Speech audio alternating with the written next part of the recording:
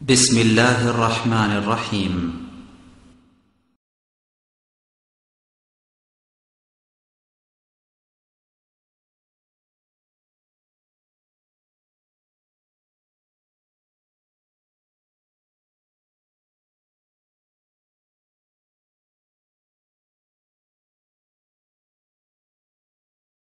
إن الحمد لله نحمده ونستعينه من يهده الله فلا مضل له ومن يضلل فلا هادي له وأشهد أن لا إله إلا الله وحده لا شريك له وأشهد أن محمدا عبده ورسوله أما بعد فإن خير الحديث كتاب الله وخير الهدى هدى محمد صلى الله عليه وسلم وشر الأمور محدثاتها وكل محدثة بدعة وكل بدعة ضلالة وكل ضلالة في النار أعوذ بالله من الشيطان الرجيم من ذا الذي يقرض الله قرضا حسنا والله يقبض ويبسط وإليه ترجعون عن أبي هريرة رضي الله تعالى عنه قال قال رسول الله صلى الله عليه وسلم ما من يوم يصبح العباد فيه إلا ملكان ينزلان فيقول أحدهما اللهم أعط لكل منفق خلف وقال الآخر اللهم أعط لكل ممسك تلف রাহুল বুখারী মুসলিম। সম্মানিত মসজিদের মুসল্লি, প্রশংসা আল্লাহর জন্য, শান্তি অবতীর্ণ হোক আল্লাহর রাসূলের উপর সাল্লাল্লাহু আলাইহি ওয়াসাল্লাম। আজ জুমার খুতবায় বক্তব্যের বিষয় সাধারণ দান ও যাকাত। সময়ের অভাবে আমরা দুইটি বিষয় খুব অল্প সময়ে সংক্ষিপ্তভাবে পেশ করার চেষ্টা করব ইনশাআল্লাহুল আজিজ। আমাদের মুসল্লিদের তুলনায় জায়গা একেবারেই কম, এই জন্য আমরা পুরুষ মুসল্লি ও মহিলা মুসল্লির নিকটে আন্তরিকভাবে অনুরোধ করছি যে আপনি একটু আঁটো হয়ে বসে আর একজনকে পাশে বসার জন্য যতদূর সম্ভব জায়গা করে দেন। সামনের কাতারগুলি একেবারেই কাঁধে কাঁধ মিলিয়ে পাশাপাশি হয়ে বসার চেষ্টা করুন। রমজান একটি গুরুত্বপূর্ণ মাস। রাসূল সাল্লাল্লাহু আলাইহি সাল্লাম বলেছেন, তিন শ্রেণীর মানুষের জীবনে দুর্ভাগ্য। তার এক শ্রেণীর মানুষ হচ্ছে বৃদ্ধ পিতামাতাকে পাওয়ার পরেও পাপ মোচন করতে পারল না, এরা দুর্ভাগ্য মানুষ। তারপরে তিনি বলেছেন আমার নামটা আসলো আর সাল্লাল্লাহু আলাইহি ওয়াসাল্লাম বলল না, এরা দুর্ভাগ্য মানুষ। তারপরে তিনি বলেছেন রমজান আসলো এরপরেও মানুষ তার পাপ মোচন করতে পারল না, এমন মানুষ দুর্ভাগ্য মানুষ। রমজানের বিষয়ে দুই একটি গুরুত্বপূর্ণ কথার একটি কথা এই যে আল্লাহর নবী বলছেন সাল্লাল্লাহু আলাইহি ওয়াসাল্লাম রমজান আসলে জান্নাতের দরজা খুলে দেওয়া হয়। কথাটা কি? এখন কি কেউ জান্নাতে যাবে? কেন খোলা হলো? রমজান আসলে জান্নাতের দরজা বন্ধ করে দেওয়া হয়, জাহান্নামের দরজা বন্ধ করে দেওয়া হয়। তো এখন কি কাউকে জাহান্নামে যেতে দেওয়া হবে না? এটা কেন? আল্লাহ রাসূল বলছেন যে রমজান আসলে রহমতের দরজা খুলে দেওয়া হয়, আকাশের দরজা খুলে দেওয়া হয়। মূলত রহমতের দরজা দেখার জন্য বাকি তিনটে বলা হয়েছে। একটা হলো জান্নাতের দরজা খুলে দেওয়া, একটা হলো জাহান্নামের দরজা বন্ধ করা, একটা হলো আকাশের দরজা খুলে দেওয়া। এই তিনটের সারমর্ম হচ্ছে রহমত দেখানো। অন্য মাসে 1 টাকা দান করলে রমজান মাসে 69 বা 70 টাকা দানের নেকি হয়, এ কথা মিথ্যা, এটা ঠিক নয়। রমজান মাসকে 3 ভাগে ভাগ করা হয়েছে। প্রথম দয়া, পরে ক্ষমা, পরে জাহান্নাম থেকে বাঁচা। এই কথা ঠিক নয়, এ হাদিস নিতান্তই অগ্রহণীয়। উপরের হাদিসের সারমর্ম হচ্ছে, আপনাকে আমি রমজান কি দিয়ে বুঝাই।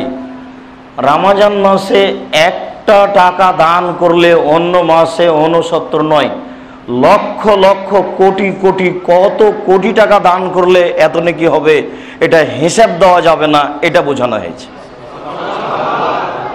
অন্য মাসে 2 রাকাত সালাত আদায় করলে, এই মাসে 2 রাকাত ওযু করে সালাত আদায় করলে কত নেকি হবে, এটা খাতা কলমে হিসাব দেওয়া যাবে না, এটা বোঝানো হয়েছে।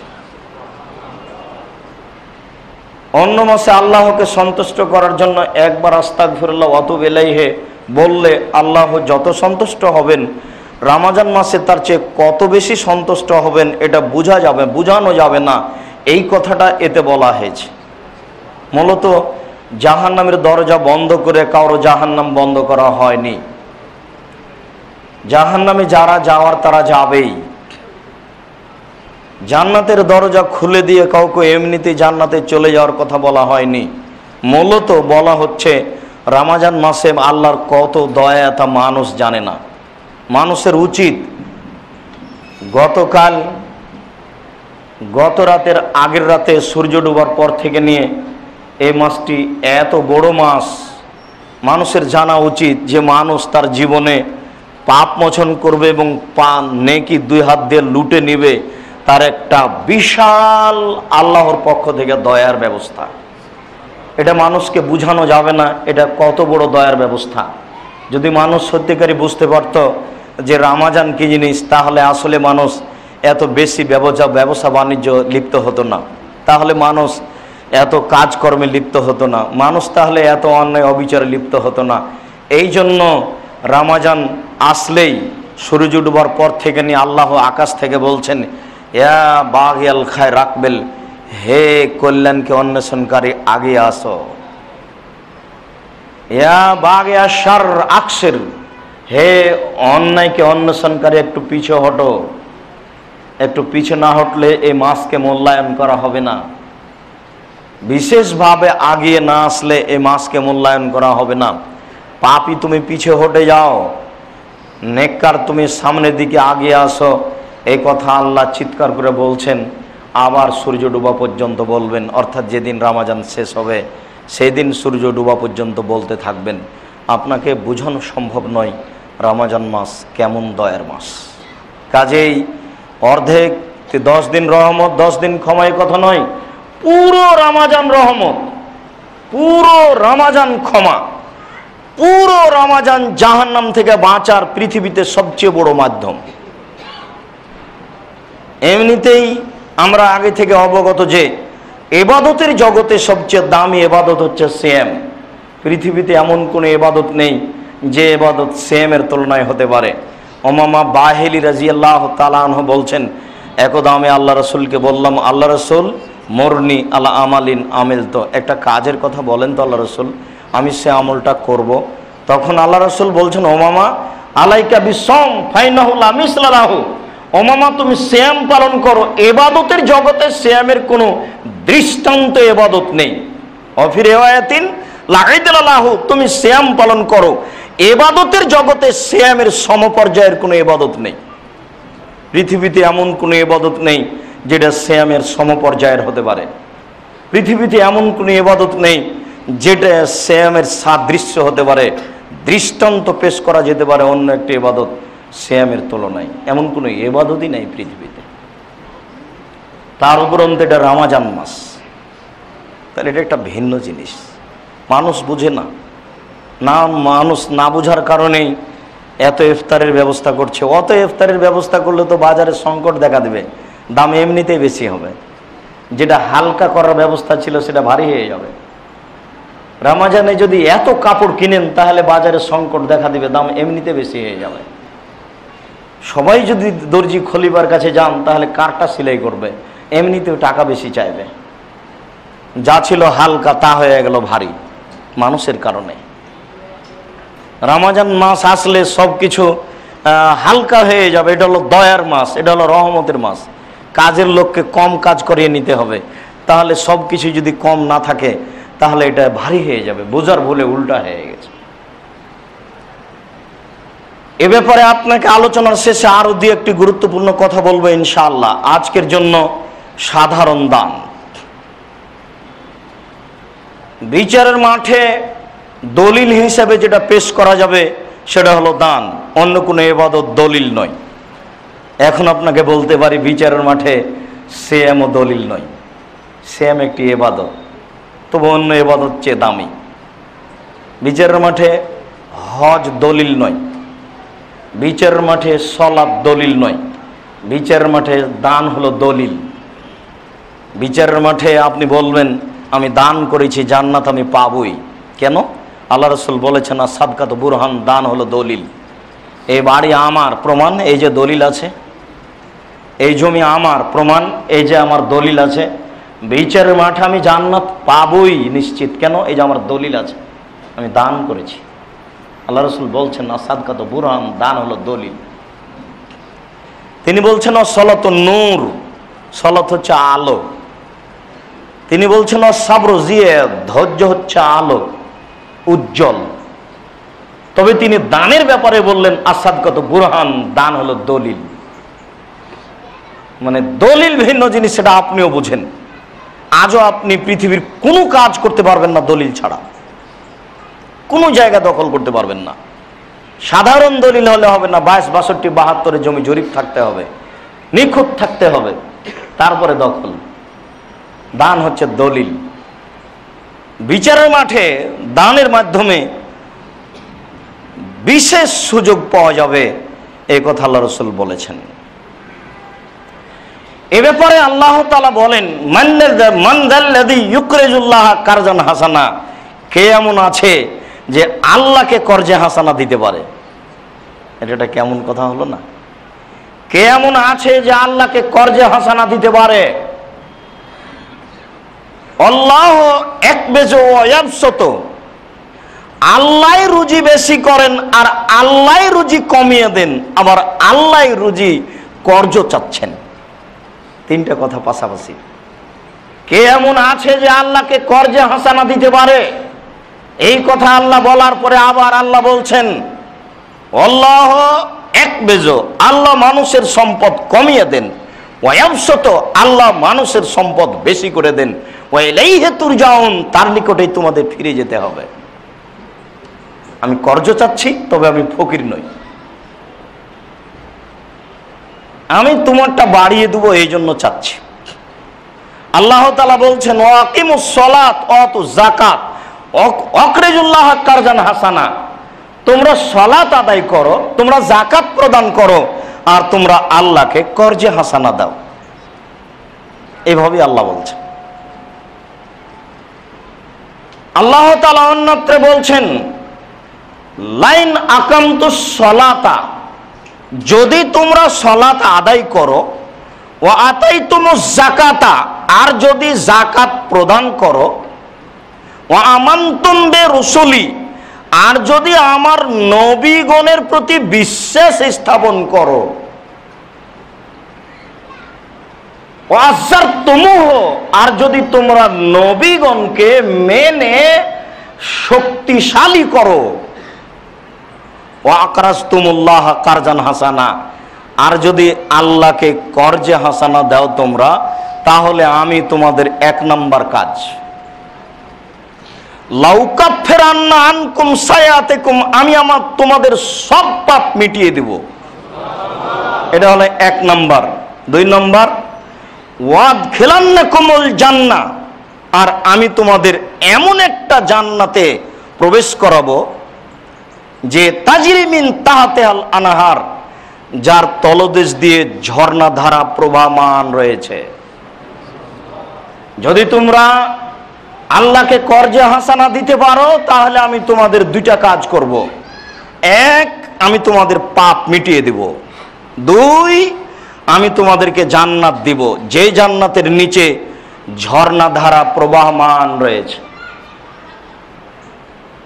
আল্লাহ তাআলা অন্যত্র বলছেন ওয়াসারিউ ইলা মাগফিরাতিম মির রাব্বিক, তোমরা দ্রুত তোমাদের প্রতিপালকের ক্ষমার দিকে আগিয়ে যাও, সময় নেই, দ্রুত আগিয়ে যাও, কাল যাব এ কথা বলার সুযোগ নেই। ওয়াসারিউ ইলা মাগফিরাতিম মির রাব্বিকুম, তোমরা তোমাদের প্রতিপালকের ক্ষমার নিকটে দ্রুত আগিয়ে যাও।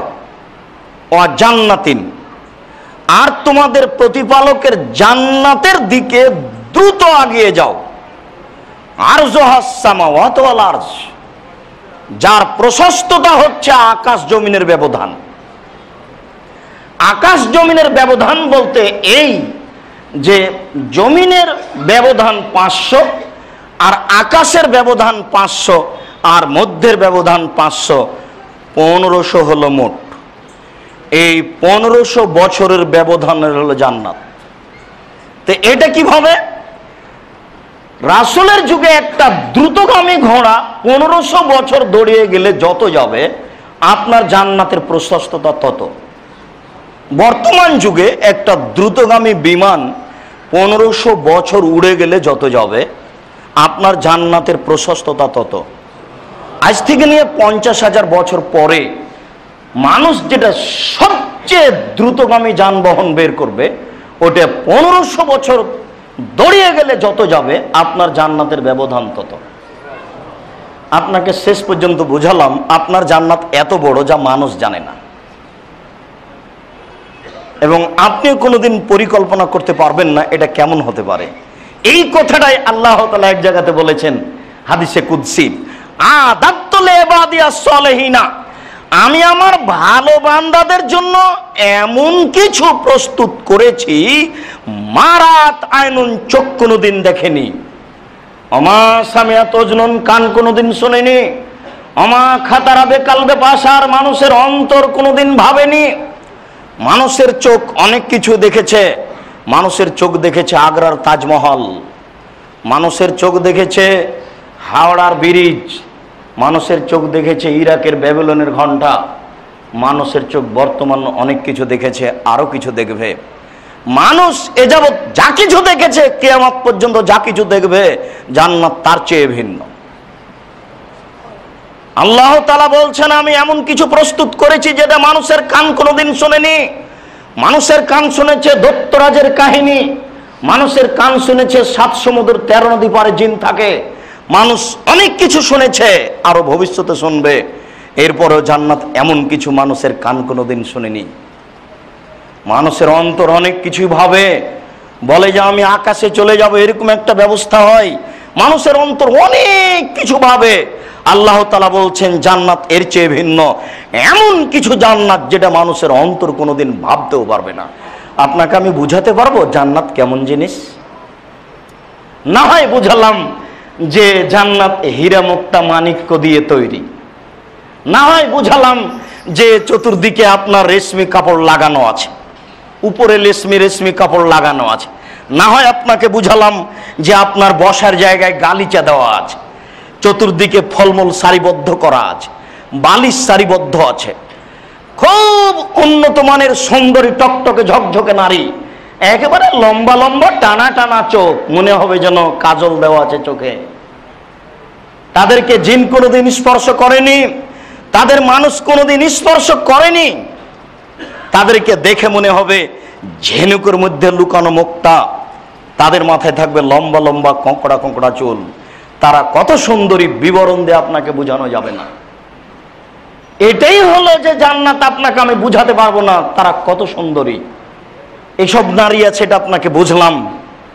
সবাই মিলে আপনাকে এক পর্যায়ে খুশি করার জন্য দাঁড়িয়ে বলবে নাহানুল খালেদাতো ফালানা বেদো অনানুল নাইমাতো ফালানা বাসো অনানুর রাজিয়াতো ফালানা স্খাতো তুবালে মান কানা লানা ওয়া কুন্না লাহু। পায়ের সন্তান ঘুঙ্গরে জমজম पंचे पंचे फेंकेंगी, पहन के साड़ी लाल कुमारी उसको बेहेश्तों को सजावेंगी, जैसे कबूतर लोटन लोटे वैसे लोटन लोटावेंगी। पाয়ের सनसन घुंघरे जमजम पंचे पंचे फेंकेंगी, पहन के साड़ी लाल कुमारी उसको बेहेश्तों को सजावेंगी, जैसे कबूतर लोटन लोटे वैसे लोटन लोटावेंगी। 72 থেকে 73 জন নারী যার রূপ চেহারা আপনাকে বিবরণ দেওয়া যাবে না, যাদের কোনোদিন পেশাবের প্রয়োজন হবে না, যাদের কোনোদিন পায়খানার প্রয়োজন হবে না, যাদের কোনোদিন নাকে শিকান আসবে না, যাদের কোনোদিন ঋতু হবে না, যাদের কোনোদিন পোশাক পরিবর্তন হবে না, যাদের কোনোদিন পোশাকে ধুলাবালি লাগবে না, আপনাকে বুঝাতে পারি তারা কত সুন্দরী। 72 থেকে 73টা মেয়ে আপনার পাশে নাচবে, একথা আমি বললাম। এরপরে কি আপনাকে বুঝাতে পারলাম জান্নাত কেমন জিনিস? এবার আপনাকে আবার ফিরিয়ে নিয়ে যাই। আল্লাহ তাআলা বলছেন, শোনো, দ্রুত তোমার প্রতিপালকের ক্ষমার দিকে এগিয়ে যাও, আর দ্রুত তোমার প্রতিপালকের জান্নাতের দিকে দ্রুত ছুটে যাও, যার ব্যবধান আকাশ জমিনের ফাঁকার ব্যবধান।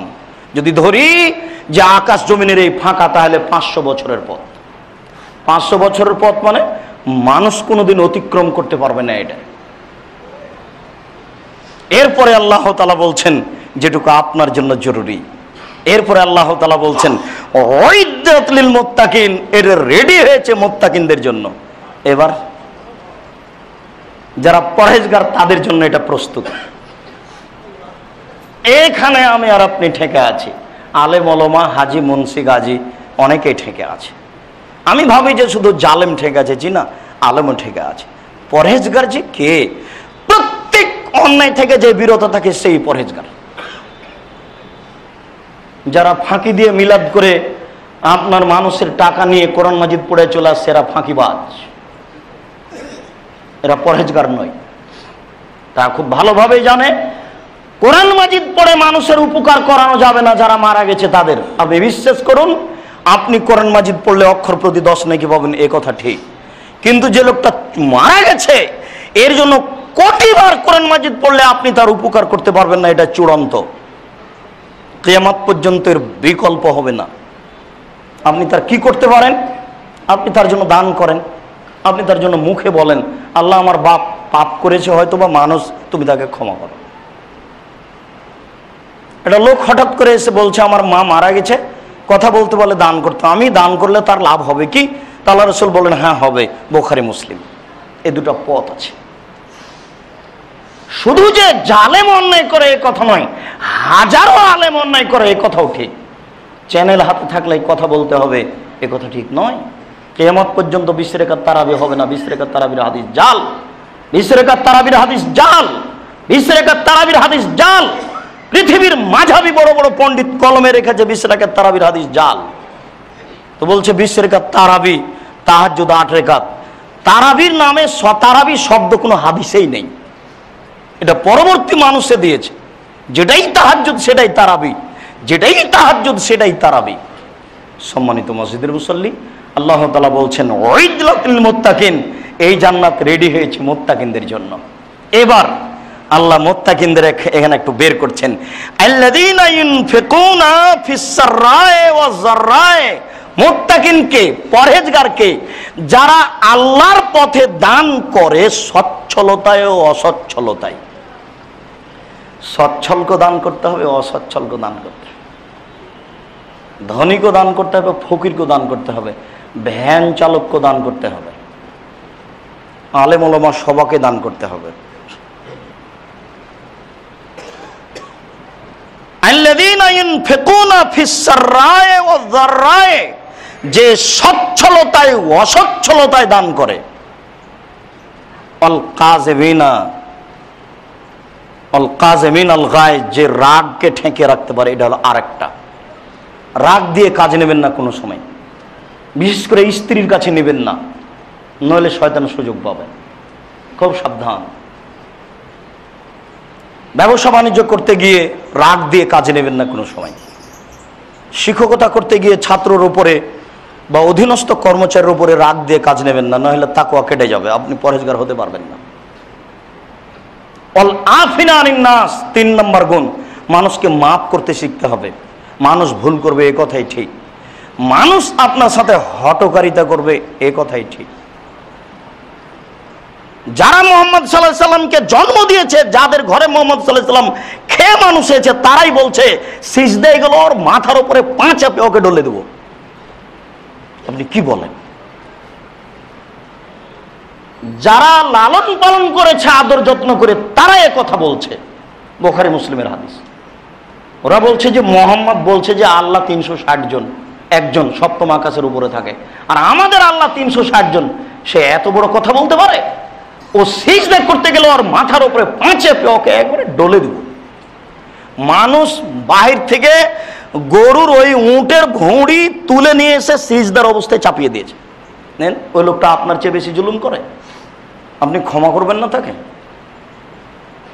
এই বেশি জালেম যে ওই ঘুড়িটা নিয়ে এসে রাসূলের মাথার উপরে চাপিয়ে দিয়েছে, সিজদায় আছেন। বলেন দেখি, ফাতেমা গালি দিলেন কিন্তু আল্লাহ রাসূল উঠে গালি দিলেন না।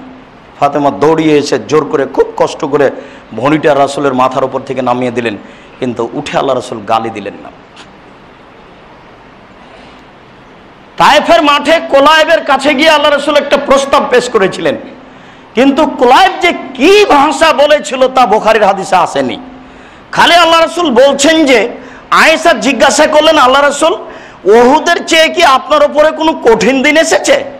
উহুদের যুদ্ধে যে সময়টা এসেছে এর চেয়ে কি আপনার উপরে খুব কোনোদিন কঠিন দিন এসেছে? তখন আল্লাহ রাসূল বলেন, আয়েশা শোনো, আমি তায়েফের মাঠে কোলায়েবের কাছে একটা প্রস্তাব পেশ করেছিলাম আল্লাহকে মেনে নেওয়ার। সেদিন ও আমাকে যা বলেছিল সেদিন আমার নিকটে ছিল সবচেয়ে কঠিন। আমার জীবনে এ যাবৎ অত বড় কঠিন দিন আসেনি। আমি কোলায়েবের ওখান থেকে উঠে চলে আসলাম, তারপরে বাহিরে এসেছি। ওখান থেকে বাহির পর্যন্ত আমি কিভাবে এসেছি আমি জানি না, আমি অজ্ঞান ছিলাম। এবার যখন আমি জ্ঞান ফিরেছে, আমি আকাশের দিকে তাকিয়ে দেখি আমার মাথার উপরে মেঘ আমাকে ছায়া করে আছে। মালাকুল মউত কোন বর্ণনাতে এসেছে জিবরাইল, কোন বর্ণনাতে এসেছে পাহাড়ের ফেরেশতা এসে বলছেন, মুহাম্মদ অনুমতি হলে আমি পাহাড় তুলে তায়েফবাসীকে ডলে দিব।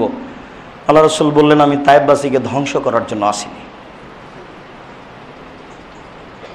আপনাকে মাফ করা শিখতে হবে, এই কথাটা আপনাকে বলতে গিয়ে এটা বলছি। আমিও মানুষ, আমাকেও শিখতে হবে, আপনাকেও শিখতে হবে। তাই মানুষই রাগ দিয়ে কাজ নেই, আর টাকা যত বেশি হবে রাগ তত বেশি হবে। খুব কম মানুষই টাকা বেশি হবে তখনও রাগ কম, এটা খুব কম মানুষ। আল্লাহ বলছেন যে টাকা বেশি হলে মানুষ ধনী হয়, সীমা লঙ্ঘন করে। এরপরে আপনার টাকা বেশি হতে হবে, এ কথাই ঠিক। আপনি তো 2 পয়সার মালিক, এই টাকা দিয়ে আপনি শরীয়তের কোনো কাজ করতে পারবেন না, এটা দিয়ে হবে না। আপনাকে হতে হবে ওসমান গনির মতো ধনী। ওসমান গনি মানে ধনী, ধনী মানে ধনী। কথা পরে বলবে, এখানে একটু বলে রাখি যদি ভুলে যায়। আল্লাহ রাসূল বললেন যে কালকে তাবুকের মাঠে যেতে হবে, মানুষের কাছে টাকা পয়সা নেই। আবু বকর সিদ্দিক বললেন, আচ্ছা ঠিক আছে, আমার আল্লাহকে আর আপনাকে বাড়িতে রেখে যা বাড়িতে আছে সবই দিলাম। উমর রাদিয়াল্লাহু তাআলা বললেন যে বাড়িতে যা আছে তার অর্ধেক দিলাম। এই দিয়ে কিন্তু কিছু হবে না। মানে আবু বকর সিদ্দিক রাদিয়াল্লাহু তাআলা যা বলেছেন তাতে হয়তো বা 2 টাকা হতে পারে। মানে আপনাকে আর আল্লাহকে বাড়িতে রেখে যা আছে সবই দিলাম, মানে 2 টাকা হতে পারে। উমর রাদিয়াল্লাহু তাআলা বলেছেন যে অর্ধেক দিলাম, তার মানে কিছু হবে না। উসমান রাদিয়াল্লাহু তাআলা বলছেন, ঠিক আছে, যত লোক যাবে তাবুকের মাঠে সমস্ত লোকের অর্ধেক মানুষের যাতায়াত খাওয়া খরচ সবকিছু বহন করব। সেদিন লোক ছিল 30,000, যেতে আসতে সময় লাগবে 3 মাস। তাহলে 30,000 উট দিবেন। এক একটা উটের দাম বর্তমান বাজারে 1.5 লক্ষ টাকা। 30,000 উট দিবেন, 30,000 মানুষের 3 মাসের খাওয়া খরচ দিবেন। এবার আপনি আঁচ করেন ওসমান কত বড় ধনী। কাজে আপনার কাছে যে পয়সা আছে সেটা কিছুই না, এটা আর চেয়ে আরো অনেক বেশি পয়সা উপার্জন করতে হবে বৈধ পথে খরচ করার জন্য।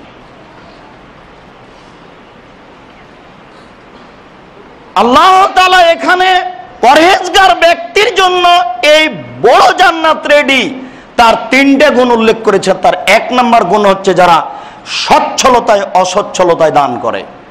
2 নম্বর গুণ হচ্ছে যারা মানুষকে রাগকে মিটায়, রাগকে ক্রোধকে দমাতে পারে। 3 নম্বর গুণ হচ্ছে যারা মানুষকে মাফ করতে পারে। এই 3টি গুণের অধিকারী যারা, তারাই মুত্তাকিন। এরপরে আল্লাহ তাআলা বললেন, আল্লাহু ইউহিব্বুল মুহসিনিন, যারা দান করে আল্লাহ তাদেরকে ভালোবাসেন। কোরআন মাজিদের একাধিক আয়াত এরকম আছে। অত্র আয়াতের অধীনে আমরা এইভাবে হাদিসগুলি সিরিয়াল পেশ করতে পারি। সবাকে দান করতে হবে তার প্রমাণ।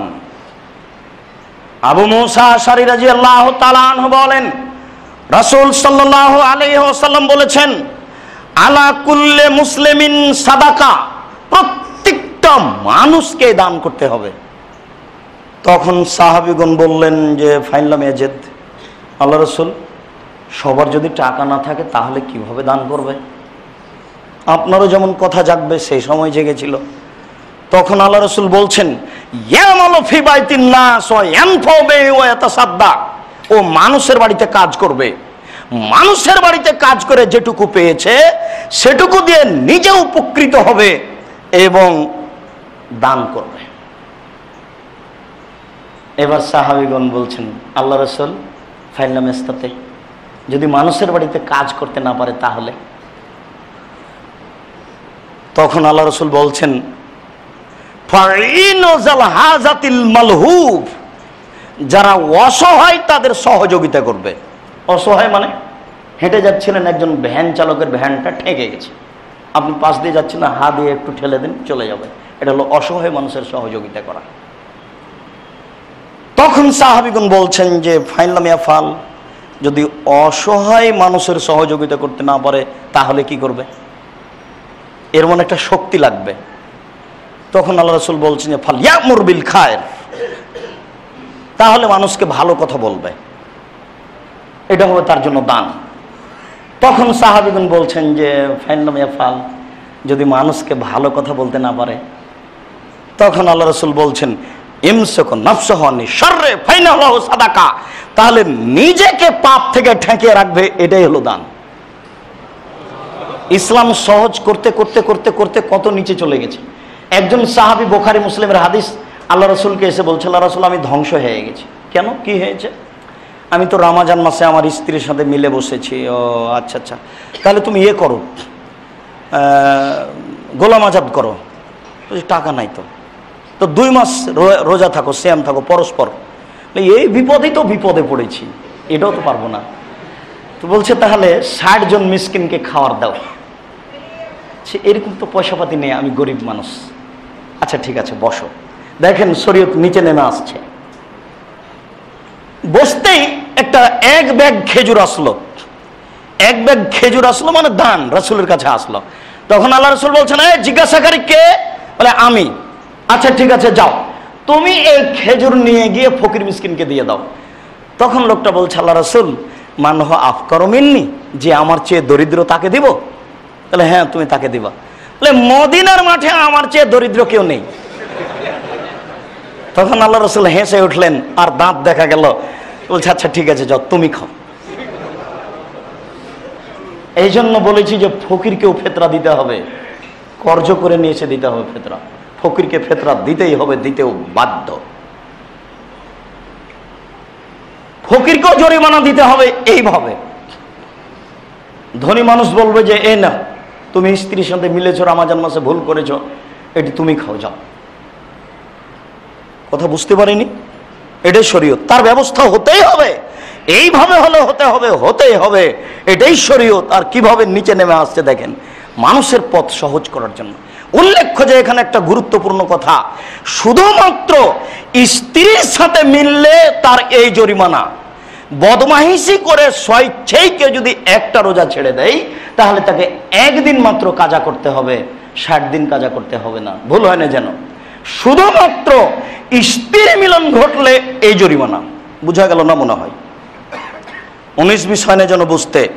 শুধুমাত্র স্ত্রী মিলন ঘটলে এই জরিমানা। বাকি যে কোনোভাবে রোজা ছেড়ে দেখ না কেন, তার জন্য একটা করতে হবে। 1 দিন সমান একটা, 1 দিন সমান একটা, 1 দিন সমান একটা। আমরা কিন্তু ঢাকার কথা বলতে পারছি না, রাজশাহী, চাঁপাই নবগঞ্জের মানুষ। আমরা জানি যে এমনিতেই ছেড়ে দিলে 60টা করতে হবে। এই হিসাব ভুল। শুধু স্ত্রী মিলনের কারণে ছুটে গেলে 60টা করতে হবে, আর নাহলে এই জরিমানা আসতে হবে। এটাই ফাইসলা। আবু যার রাদিয়াল্লাহু তাআলা আনহু বলেন, রাসূল সাল্লাল্লাহু আলাইহি ওয়াসাল্লাম বললেন, ইন্নে বিকুল্লি তাসবিহাতিন সাদাকা, প্রত্যেক সুবহানাল্লাহ সাদাকা, অবিকুল্লি তাহমিদাতিন সাদাকা, প্রত্যেক আলহামদুলিল্লাহ সাদাকা, অবিকুল্লি তাহমিদাতিন সাদাকা, প্রত্যেক আলহামদুলিল্লাহ সুবহানাল্লাহ সাদকা, অবিকুল্লে তাহলিলাতুন সাদাকা, প্রত্যেক লা ইলাহা ইল্লাল্লাহ সাদাকা, ওয়া আমরিন বিল মারুফে সাদাকা, ভালো কাজের আদেশ করা সাদাকা, ওয়া নাহি আনিল মুনকারে সাদাকা, মন্দ কাজ থেকে নিষেধ করা সাদাকা, মানে এগুলো দান, সাদকার দান। অফি বুজিয়া আহাদিকুম সাদাকা, তোমাদের স্ত্রী মিলনও দান। এটা হাদিসে না থাকলে আপনাকে বলতাম না। তখন সাহাবীগণ বলছেন যে কেমন হলো, ইয়াতি আহাদুনা শাহওয়াতাহু ওয়া ইয়াকুনু লাহু ফি আজর, এটা কেমন হলো আল্লাহ রাসূল? মানুষ তার স্ত্রীর সাথে প্রবৃত্তিকে মিটাবে মিলনে, আর এতে নেকি হবে, এটা কেমন হলো? তখন আল্লাহ রাসূল বলছেন যে আরাইতুম লা ওয়াজা ফি হারামিন, তোমাদের মতামত কি? কেউ যদি এটাকে অবৈধভাবে ব্যবহার করে, আলাহু ফিহা বিজরুন, তাহলে তাতে কি পাপ হবে? তো সাহাবীগণ বলছেন হ্যাঁ, তাহলে তো পাপ হবেই। কেউ যদি অন্যায়ভাবে এটা করে তাহলে পাপ হবে। তখন আল্লাহ রাসূল বলছেন শোনো, এজা ওয়াদাহা ফি হালালিন, এবার যখন মানুষ এটা বৈধভাবে করবে তখন তাহলে ফিহা লাহু আজরুন, এতে তার নেকি হবে। শরীয়ত আপনার নেকির ব্যবস্থা করতে করতে করতে করতে নিচে চলে এসেছে। দেখেন, শুধু আপনাকে জান্নাতে দিবেন আল্লাহ, এই জন্য এতগুলি পথ। আল্লাহ আপনাকে জান্নাতে দিতে চাচ্ছেন, কিন্তু জান্নাত নেয় কে? মানুষ জান্নাত নিতে চায় না, মানুষ অন্যায় করে দিন কাটাবে, এটাই মানুষের খেয়াল। আবু হুরায়রা রাদিয়াল্লাহু তাআলা আনহু বলেন, রাসূল সাল্লাল্লাহু আলাইহি ওয়াসাল্লাম বলেছেন, প্রত্যেক দিন সকালে দুইজন ফেরেশতা আকাশ থেকে নেমে আসেন। দুইজনের একজন বলেন আল্লাহুম্মা আতিলি কুল্লি মুনফিকিন খালাফ, আল্লাহ তুমি যে যতটুকু দান করলো তুমি তার ততটুকু পূরণ করে দাও। ওয়াকালাল আখার, অপরজন বলেন আল্লাহুম্মা আতিলি কুল্লি মুমসিকিন তালাফ, আল্লাহ যে যতটুকু দান করলো না তুমি তার ততটুকু ক্ষতি করে দাও। আপনি দান না করলে আপনার ক্ষতি হবেই। কিভাবে হবে আব্দুর রাজ্জাক সাহেব? ও বাড়িতে গেলেন, ছেলের হাত ভেঙে গেছে, এই যে টাকা এখন এমনিতে বের হবে। বাড়িতে গিয়ে দেখছেন যে বোনের ছেলেকে ধরে নিয়ে গেছে, তাড়াতাড়ি আপনার বোন ডাকছে যে তুই তাই টাকা পয়সা নিয়ে বের হতে হবে, এ দেখেন টাকা এমনি চলে গেল, যেটা আপনার হিসেবের বাইরে ছিল। ক্ষতি হবেই। আল্লাহ রাসূল বলেছেন, বুখারী মুসলিমের হাদিস, হবেই হবে। দান করতে শিখতে হবে, নইলে ক্ষতি হবেই, এটাই নিশ্চিত। আসমা ইয়াজিদ রাদিয়াল্লাহু আসমা রাদিয়াল্লাহু তাআলা আনহা বলেন, রাসূল সাল্লাল্লাহু আলাইহি সাল্লাম বললেন, আসমা তাসাদ্দাকি ওয়ালা তুই, দান করো, দান বন্ধ করো না। ওয়ালা তুসি ফাইসাল্লাহু আলাইকে, কয় টাকা দান করলে এটা হিসাব করো না, নইলে আবার আল্লাহ গুনে গুনি নেকি দিবেন। অতএব কয় টাকা দান করলে এটা গুনিও না। আসমা ফারজাকি মাস্তাতাতে, তোমার যতটুকু সম্ভব হয় তুমি দান করো, তোমার যা কুলাই তুমি দান করো। আবু হুরায়রা রাদিয়াল্লাহু তাআলা আনহু বলেন, রাসূল সাল্লাল্লাহু আলাইহি ওয়াসাল্লাম বলেছেন, জিজ্ঞাসার উত্তরে যে আয়ু সাদকাতা আফজাল, সবচেয়ে উত্তম দান কোনটি, কোনটা দানে সবচেয়ে বেশি নেকি হবে? তখন আল্লাহ রাসূল বলছেন, আনতা তাসাদ্দাক ওয়া আনতা সাহিহুন শাহিহুন তা'মালুল গিনা ওয়া তাকসাল ফাকরা, তুমি দান করবা তখন তুমি সুস্থ, বিপদে পড়ে বাপের জান যায় না থাকে, যায় না বড় বিপদ, ওই সময়তে বলছেন মাদ্রাসায় এসে যে একটা গরু দান করবো আমার বাপের জন্য, একটু দোয়া করেন, এতে কোনো লাভ হবে না, কৃপণতা দূর হবে মাত্র। যখন শরীর একবারে সুস্থ তখন দান করতে হবে। শাহিহুন, অর্থের বড় লোভ, টাকা পয়সা জমা করাই লাগবে। তা'মালুল গিনা, ধনী হওয়ার সাথ। তাকসাল ফাকরা, দিলে কমে যেতে পারে। এই চারটে হিসাব যখন একসাথে আছে ভিতরে, তখন দান করলে সবচেয়ে বেশি নেকি হবে। 1 সুস্থ, 2 অর্থের লোভ, 3 দিলে কমে যাবে, 4 ধনী হওয়ার স্বাদ। এই চারটে জিনিস একসাথে থাকা অবস্থায় দান করলে সবচেয়ে বেশি নেকি হবে। আল্লাহ রাসূল বলছেন যে তাসাদ্দাকু ইয়াতি আলাইকুম জামানুন ইয়ামশি রাজুলু বিসাদাকাতিহি ফায়াকুলু লা আতাইতা বিলামসলা কাবিলতাহা ফামাল ইয়াউম ফালা হাজাতা লি বিহা, শোনো তোমরা দান করো ওই দিন আসার পূর্বে, যেই দিন মানুষ টাকা পয়সা নিয়ে ঘুরবে, যার সামনে পেশ করবে সেই বলবে আমার প্রয়োজন নেই, কালকে হলে নিতাম, আজকে লাগবে না। এখনই এটা ঘটেছে। আপনি আপনার মাকে রিং দিয়ে বলেছেন যে আম্মা আমার চাচির জন্য একটা শাড়ি কিনতে চাচ্ছি, কিনো। এরপরে আপনার বোনও আছে চিটাগাঙে, ওই বোনও বলেছে যে আম্মা আমার ওই বিধবা চাচির জন্য একটা শাড়ি কিনতে চাচ্ছি। দেখেন আপনারা 5-7 জন একজনের জন্য শাড়ি কিনেছেন, তখন আমার চাচি বলছে যে এত শাড়ি কি করবো বেটা, এত শাড়ি তো লাগবে না। এটা এখনই ঘটছে আর অচিরেই ঘটবে। পয়সা এত বেশি হবে, পয়সা এত বেশি হবে, আল্লাহ রাসূল বলছেন যে বন্যা যেমন প্রবাহিত হয় টাকা তেমন প্রবাহিত হবে। মরুভূমিতে সম্পদ হবে, অর্থ সম্পদ মরুভূমিতে হবে। মানুষের সম্পদ এত বেশি হবে, একটা গাভীর দুধ খাবে একটা বংশ, একটা গাভীর দুধ খাবে একটা গ্রাম, একটা ডালিম খাবে একটা বংশ। 15 বছর পূর্বে একটা গাভীর দুধ হতো 1/2 কেজি থেকে 3 কেজি। 15 বছর পরে আজকে একটা গাভীর দুধ হচ্ছে 3 কেজি থেকে 40 কেজি। বলতে পারেন 50 বছর পরে কত দুধ হবে? 15 বছর পূর্বে একটা জমিতে ধান হচ্ছিল 4 মণ বিঘা, এখন একটা জমিতে ধান হয় 40 থেকে 50 মণ বিঘা। বলতে পারেন 50 বছর পরে কত ধান হবে? 15 বছর পরে একটা মোবাইল 1 মিনিট ব্যবহার করলে 4 টাকা ইনকাম হবে, এটা কারো জানা ছিল না, কেউ ভাবেইনি। 15 বছর পরে মোবাইলে টাকা এত ইনকাম হয়। বলতে পারেন 20 বছর পরে কেমন মোবাইল বের হবে তাকে আজকে বলতে পারবেন? জি না, বলতে পারবেন না। আল্লাহর নবী বলছেন এইভাবে টাকা দেখাতে গিয়ে যে বসেতাত আলাইকুম দুনিয়া কামা বসেতাত মান কানা কাবলাকুম, এই নাও পৃথিবী তোমাদের সামনে তুলে ধরা হবে, দেখো শুধু টাকা আর টাকা, প্রযুক্তি আর প্রযুক্তি, কত টাকা। বৈধ অবৈধ মানুষ হিসাব করতে পারবে না, শুধু খালি বসে বসে টাকা। এখানে বসে আছে, লন্ডনে ব্যবসা করছে। আশ্চর্য, এটা 15 বছরের মধ্যে, তাহলে 50 বছর পরে কত কি হবে আপনি হিসাব করতে পারেন? এই জন্য সময় আসার পূর্বেই আল্লাহ রাসূলের এই কথাকে মূল্যায়ন করতে হবে, দান করতে হবে। দানের এই অংশে এসে আপনাকে গুরুত্ব সহকারে বলতে চাই। আনাস রাদিয়াল্লাহু তাআলা আনহু বলেন, রাসূল সাল্লাল্লাহু আলাইহি ওয়াসাল্লাম বলেছেন, সাদাকাতুর রব্বে সাদাকা তুতফিউ গাযাবুর রব্বে, নিশ্চয় দান আল্লাহর রাগকে মিটিয়ে দেয়। নিশ্চয় দান আল্লাহর রাগকে মিটিয়ে দেয়। দান থাকলে আপনার উপরে আল্লাহ রাগ করে বিচারের মাঠে কিছু করবেন না, করার জন্য সিদ্ধান্তই নেবেন না। উকবা ইবনে আমির রাদিয়াল্লাহু তাআলা আনহু বলছেন, রাসূল সাল্লাল্লাহু আলাইহি ওয়াসাল্লাম বলেছেন, ইন্নাস সাদাকাতা তুতফিউ আন আহলিহা হাররাল কবুরে, মানুষের দান কবরের শাস্তিকে নিভিয়ে দিবে। কবরে যেটা গরম বাতাস আসবে সেটা এ দান নিভিয়ে দিবে। এরপর আল্লাহ রাসূল বলছেন, ইন্নামা ইয়াস্তাজিল্লুল মুমিন ইয়াউমাল কিয়ামা ফি জিল্লি সাদাকাতিহি, বিচারের মাঠে মানুষ তার দানের ছায়াতলে থাকবে। আর কোনো ইবাদত তাকে ছায়া করে থাকবে এই কথা আল্লাহ রাসূল বলেননি। তবে তিনি বলেছেন সিয়ামের নেকি আল্লাহ নিজে হাতে দিবেন, তবে হজের নেকি তার জন্য ছায়া হয়ে থাকবে এ কথা তিনি বলেননি। তাহাজ্জুদের নেকি তার জন্য ছায়া হয়ে থাকবে এ কথা তিনি বলেননি।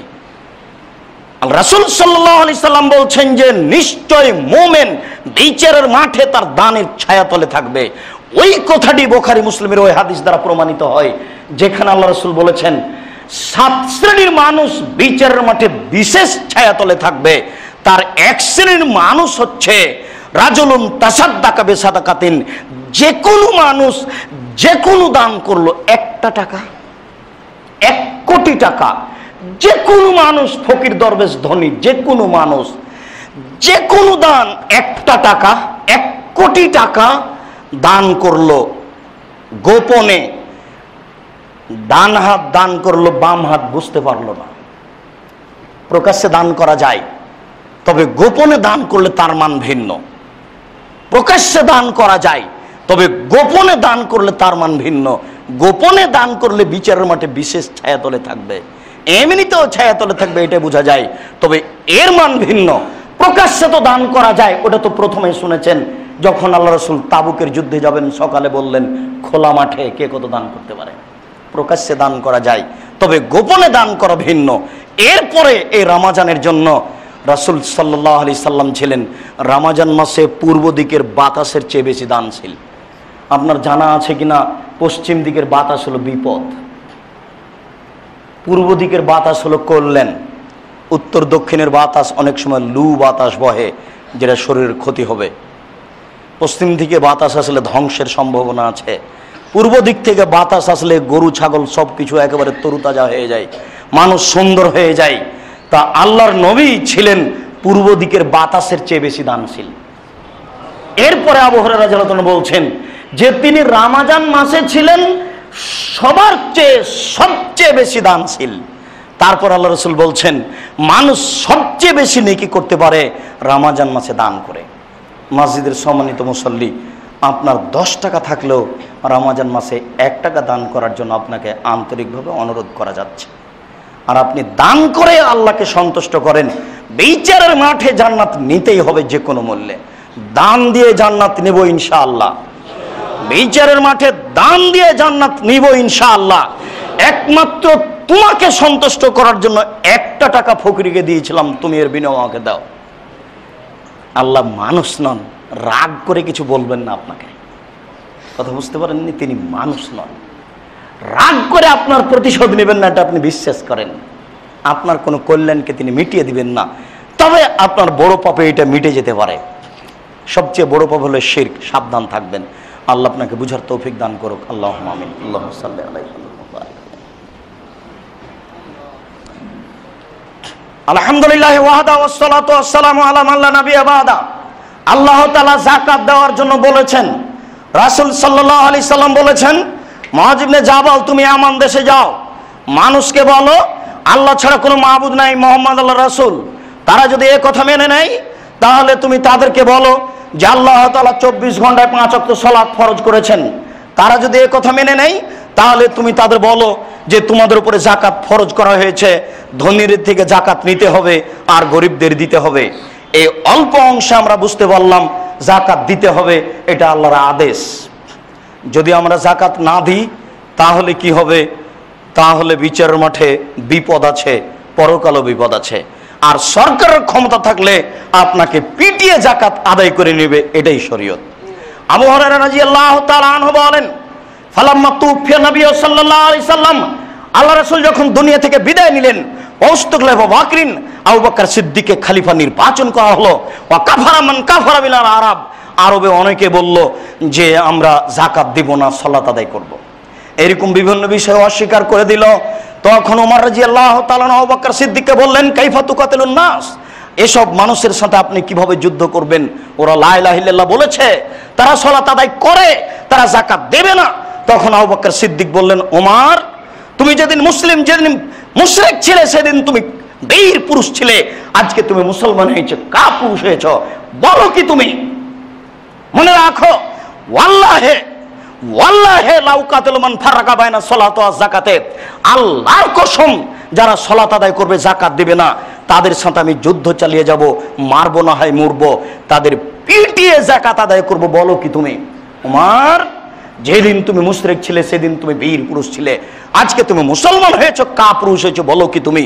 ওয়াল্লাহে আল্লাহর কসম, ওয়াল্লাহে আল্লাহর কসম, ওয়াল্লাহে আল্লাহর কসম, লাউ মানাউনি আনা কান কানিয়ুদ্দুন আলা রাসূলিল্লাহ সাল্লাল্লাহু আলাইহি সাল্লাম, রাসূলের যুগে কেউ গরু যাকাত দিতে এসে রশি দিয়েছে, গরুও দিয়েছে।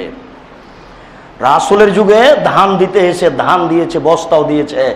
আমি আবু বকর সিদ্দিক এখন বলছি, এখন যদি মানুষ গরু দেয়, রশি না দেয়, এখন যদি মানুষ ধান দেয়, বস্তা না দেয়, ধান তো দূরের কথা, গরু তো দূরের কথা, রশি এবং বস্তার জন্য যুদ্ধ চালিয়ে যাব, মারবো না হয় মরবো, পিটিয়ে বস্তা আদায় করব, পিটিয়ে। তাহলে যাকাত ভিন্ন জিনিস। যাকাত দিলে নেকি হয় কথা নয়, যাকাত দিলে ফাঁসি রক্ষা হয়। যাকাত দিলে আপনি বাধ্য দিতে, না দেন তাতে কিছু আসে যায় না। আপনাকে দান করার জন্য বলছি, ফকির সুবিধা পাবে, নেকি হবে। যাকাত না দিলে কি হবে? ফাঁসি হবে, হবেই। আপনার বাড়িতে গোমা সাপ থাকতে পারে, গোমা সাপ থাকলে দংশন করবে, এ কথা ঠিক নয়। দংশন যদি করে একজন মারা যাবে, বাড়ির সবাই মারা যাবে না। আর যদি আপনি যাকাত না দেন তাহলে এই বাড়ির কেউ রক্ষা পাবে না, সবাই মারা যাবে, সবাই জাহান্নামে যাবে, কেউ রক্ষা পাবে না। যাকাত না দিলে সম্পূর্ণ সম্পদ অবৈধ। যাকাত না দিলে সম্পূর্ণ সম্পদ অবৈধ, যাকাত না দিলে সম্পূর্ণ সম্পদ অবৈধ। 299 টাকা আছে বৈধ, আর 1 টাকা আছে ওই ধান বিক্রি করা, ওই টাকার টাকা, যেই টাকাতে যাকাত বের করা হয়নি।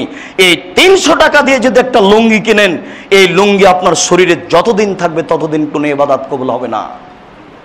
যাকাত ভিন্ন জিনিস, যাকাত খুব কঠিন জিনিস, যাকাত খুব ভিন্ন জিনিস।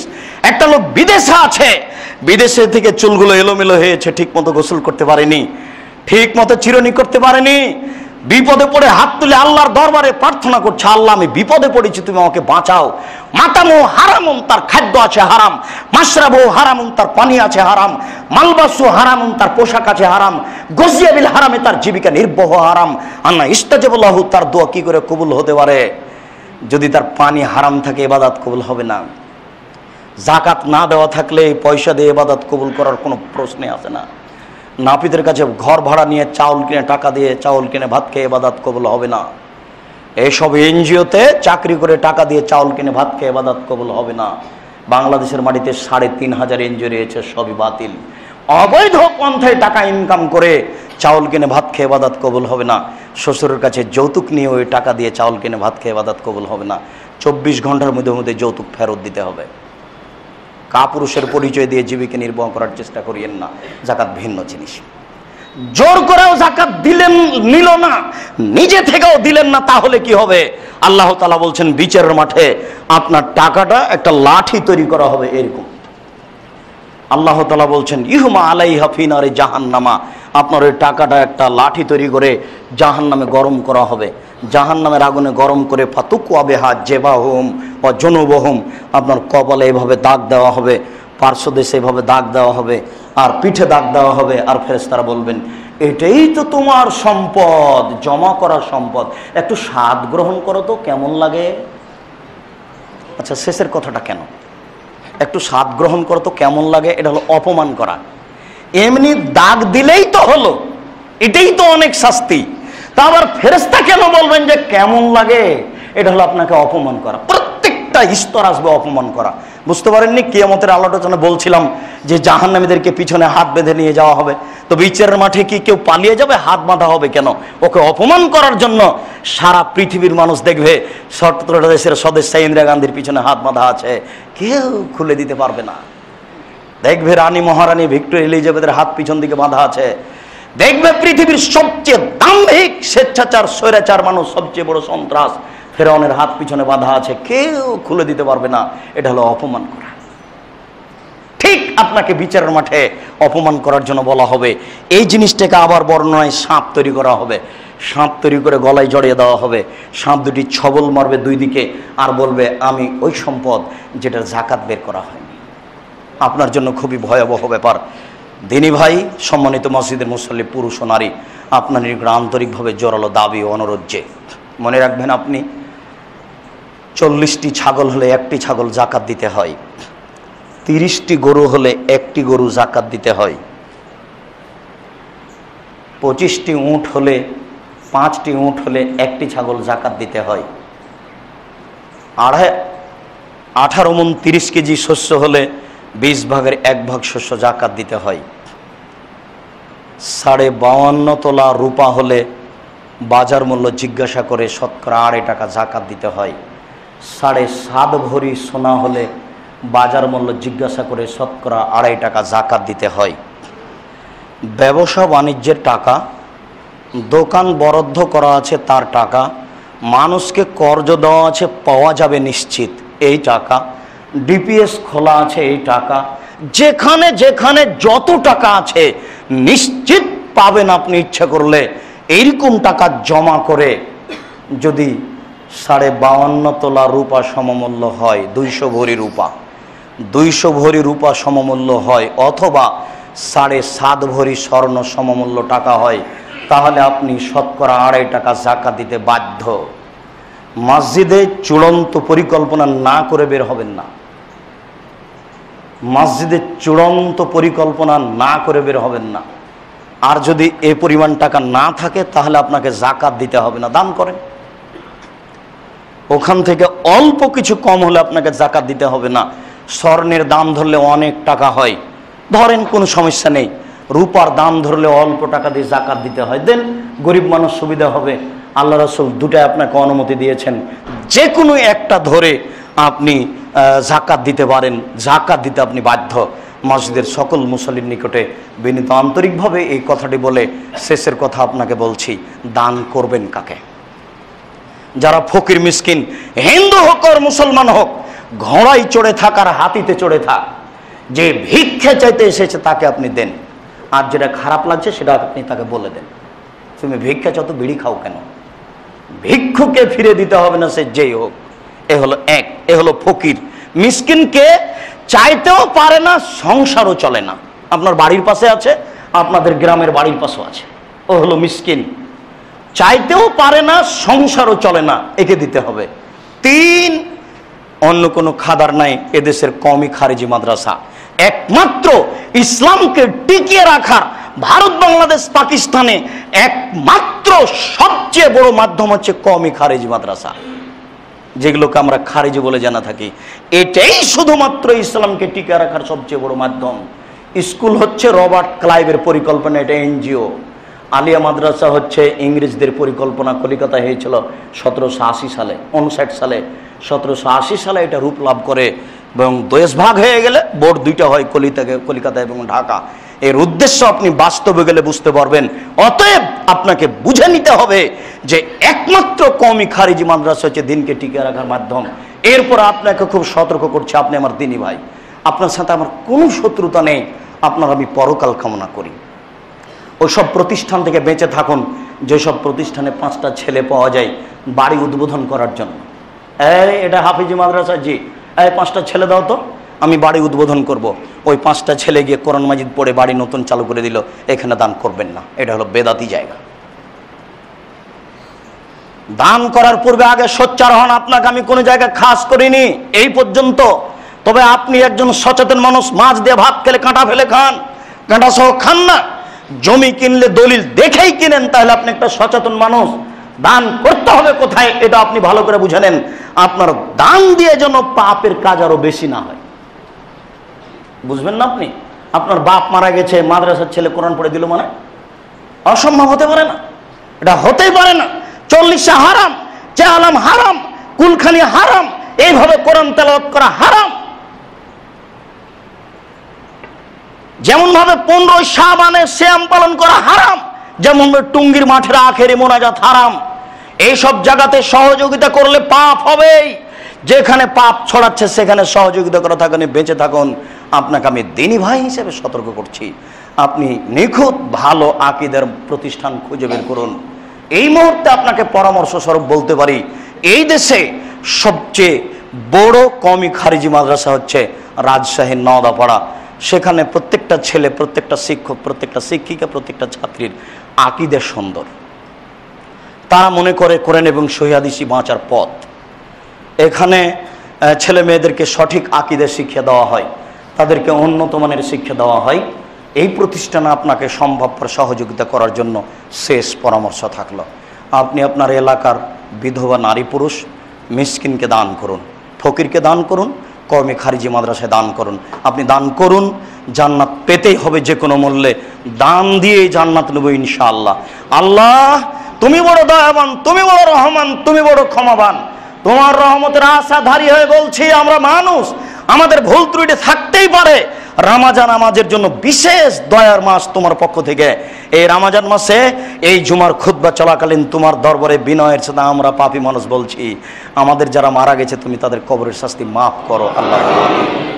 প্রতিপালক, আমরা আন্তরিকভাবে বিনয়ের সাথে, তুমি বড় শক্তিশালী, তুমি বড় ক্ষমাবান, তুমি বড় দয়াবান, আমরা বড় অপরাধী, নিজের পাপকে স্বীকার করে তোমার দরবারে বলছি, তুমি আমাদেরকে তোমার রাসূলের পদ্ধতি অনুযায়ী চলার তৌফিক দান করো আল্লাহ। আল্লাহ তুমি বড় রহমান, তুমি বড় ক্ষমাবান, তুমি বড় দয়াশীল, তুমি আমাদের অন্তরকে পরিবর্তন করো। আমরা যতটুকু ইনকাম করি তার থেকে কিছু পয়সা তোমার দরবারে দান করার তৌফিক দান করো। এই দোয়া, এই দাওয়া, এই দরবার তোমার দরবারে রেখে আজকের সংক্ষিপ্ত আলোচনা এখানে শেষ করলাম। সুবহানাকা আল্লাহুম্মা ওয়া বিহামদিকা আশহাদু আল্লা ইলাহা ইল্লা আনতা আস্তাগফিরুকা ওয়া আতুবু ইলাইক। আল্লাহুম্মা সাল্লি